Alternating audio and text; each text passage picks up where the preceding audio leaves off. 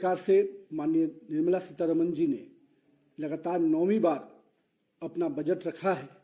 ये भारत सरकार की पॉलिसी सस्टेनेबिलिटी और गुड गवर्नेंस का प्रतीक है। माननीय प्रधानमंत्री जी का जो विश्वास जनता के बीच में है, उसको ये बजट पूरी तरह से दर्शाता है।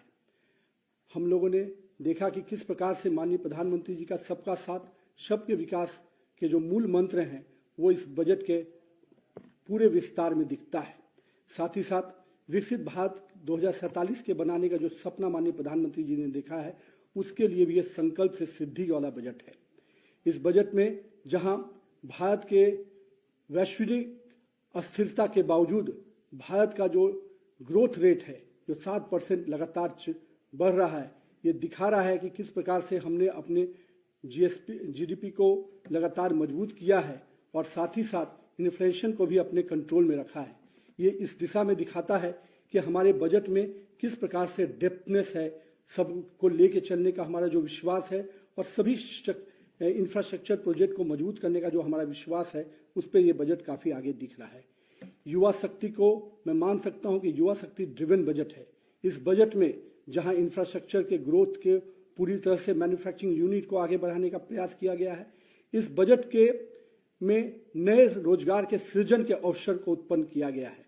मैं मानता हूं कि जिस प्रकार से सेमीकंडक्टर, इलेक्ट्रॉनिक्स, स्पोर्ट्स, बायोफार्मा, ऐसे कई अन्य क्षेत्रों को जिस प्रकार से सरकार का इंसेंटिव मिल रहा है, कहीं 40,000 करोड़ का सेमीकंडक्टर्स के क्षेत्र में, 10,000 करोड़ का बायोफार्मा में जो सपोर्ट सिस्टम खड़ा हुआ है, ये सपोर्ट सिस्टम स्पष्ट रूप से सरकार की इस मंशा को दोहराता है कि हम नए रोजगार के सृजन की दिशा में आगे बढ़ रहे हैं। साथ ही साथ इस बजट ने महात्मा गांधी के ग्राम स्वरोजगार पहल को भी दिखाया है। इस पहल से जहां हमारे बुनकर, हमारे छोटे कुटीर उद्योगों को इसका लाभ मिलने जा रहा है और ग्रामीण क्षेत्रों के रोजगार को मजबूत करने की दिशा में ये बहुत बड़ा कदम है। साथ ही साथ टूरिज्म और कल्चरल सेंटर को भी विकसित करने का जो सपना माननीय प्रधानमंत्री जी देख रहे हैं, लगातार उस दिशा में सरकार का ये बजट उस पहल को दिखा रहा है। साथ ही साथ हम कह सकते हैं कि 20 नए वाटरवेज के निर्माण का जो पहल है, वो कहीं ना कहीं हमारे नए ट्रांसपोर्ट के दिशा को खोलता हुआ बजट दिख रहा है। जहां अब तक हम लोग एयरवेज, रोडवेज पर काम करते थे, ट्रेन पे काम करते थे, रेलवे पे काम करते थे, अब हम वाटरवेज की दिशा में भी बेहतर अवसर के साथ आगे बढ़ रहे हैं।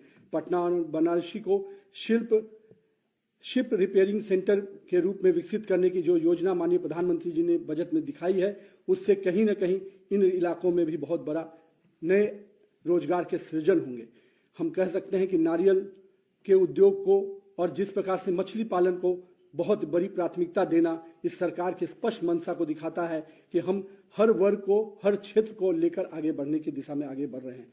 मैं माननीय प्रधानमंत्री जी को और निर्मला सीतारमण जी को इस चीज के लिए भी बधाई देता हूं कि जहां आपने ट्रांसपोर्ट सेक्टर्स को पूरे आगे बढ़ाने में आपने बड़ा कदम उठाया, आपने बजट में बड़ा आकार दिया, वहीं डिफेंस सेक्टर को आपने 7.8 लाख करोड़ के बजट से स्पष्ट संकेत दिया है कि हम देश के सुरक्षा के साथ कोई कंप्रोमाइज नहीं कर सकते हैं। तो मैं मानता हूं कि इस बजट ने समाज के हर वर्ग को विकास के साथ जोड़ना, समाज के हर वर्ग को लेके चलने की जो मंशा माननीय प्रधानमंत्री जी की रही है, वो मंशा हम सबको दिख रही है। और हम कह सकते हैं कि आज के इस बजट से समाज का हर वर्ग, चाहे वो युवा हो, महिला हो, नारी हो, मध्यम वर्ग हो, सबके लिए माननीय प्रधानमंत्री जी ने इस बजट में आकार दिया है। इसके लिए मैं माननीय प्रधानमंत्री जी को और माननीय वित्त मंत्री श्रीमती निर्मला सीतारमण जी को बहुत बहुत बधाई देता हूं। इस बजट विकसित भारत के 2047 के सपनों को पूरा करने वाला बजट है।